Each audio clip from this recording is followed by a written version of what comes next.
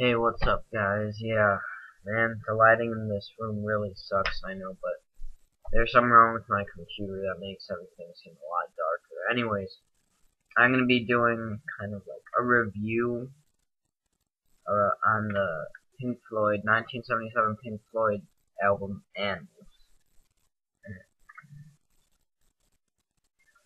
Yeah, and I'm just gonna run over a few things. Obviously, the cover, the pig flying in between the two chimneys at Battersea Power Station. Um, and the set list: Pigs on the Wing Part 1, Dogs, Pigs, 3 different ones, Sheep, and Pigs on the Wing Part 2. And this album is essentially Roger Waters' brainchild. It was heavily influenced by George Orwell's novel Animal Farm, and he kind of had each social class had a specific animal assigned to it. The pigs being the high political scum that ruled over everybody with an iron fist, and the dogs being the kind of the workers, the kind of doing their jobs, watching over, doing the work, the businessmen, the higher class people, and the sheep being the kind of the mindless slaves, the doing the dirty work, doing the stuff nobody else wants to do, being ruled over ruthlessly by others, stepped on. And yeah, also the album starts off with Pigs on the Wing Part 1, which the casual listener might think it's just a minute and a half, you know, acoustic song with Roger singing, playing guitar, but it's actually an essential part to this like, brilliant concept album, and I'll come around to that at the end. But then what follows it is Dogs, which is 17 minutes long. It's almost entirely written by David Gilmour, sung beautifully composed and brilliantly written and sang. It's quite an incredible song, and obviously there's not much that can be said. It's really what you have to listen to. It's just something you can't describe. You need to listen to the whole thing. That goes for the whole album, but it's really too hard to describe exactly, but he definitely illustrates the daily lifestyle of the dogs in society and what they do every day. The, you know, put the knife, for, when they turn their backs on you, put the knife in, kind of, how you can't trust anybody, but you need to have everybody trust you, kind of thing. And then Roger, my favorite track on the album, Roger's Pigs, 3 different ones.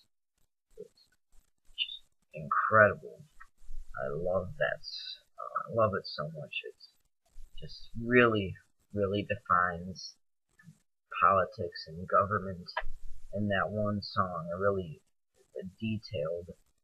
He's expressing how he feels in such a brilliant manner. Such a incredible song. I love it so much. It's just a masterpiece in itself. It really is what the album is all about, in my opinion.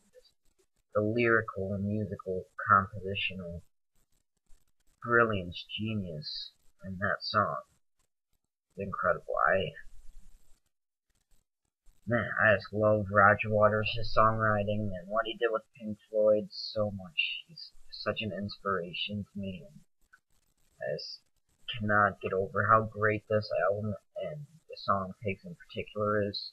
Of course, next track, Sheep, which has that incredible keyboard, kind of jazzy solo at the beginning. And then, of course, they rephrase that biblical reference and it talks about the sheep breaking loose and kind of an uprising, taking over, standing up and rebelling. And then it ends with the second part of Pigs on the Wing, with the lyrics slightly revised. And if you really listen to the lyrics in part 1 and then in part 2, you'll realize how important it really is. Roger Waters is describing himself as a dog, essentially, and he was just singing to his companion, his then wife, Carolyn, and he's really explaining that all he was ever looking for was somebody who could kind of stand up to him and be his equal and kind of keep him on his feet and keep him stable. And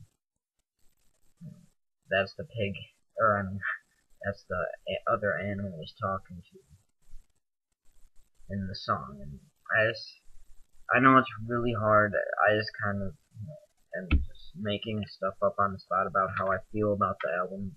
It's just, this is truly how I feel though. Like, I cannot describe in words how brilliant and how genius this album is. It's definitely, I always thought The Wall was their greatest album, and then I started listening to Dark Side, Wish You Were Here, and now I got Animals for Christmas. This is definitely their greatest album, one of their greatest accomplishments. I mean, everything from the cover, CD, it just grabs your attention, it catches your eye, and then when you listen to it and you really soak it all, absorb it all, and it's surreal, and it's incredible, and it just moves you in such a way. It creates this imagery in my head that is just so fantastic and beautiful in a kind of twisted way almost with what they're trying to get through to you. But I mean, that's Pink Floyd. They're just geniuses. They really pushed the soundscapes of music and what could be accepted and considered popular at the time. And they really didn't care what anybody else thought. They didn't care what their managers thought, what the critics thought, what the public thought. It was about what they wanted to do. And what they did was create this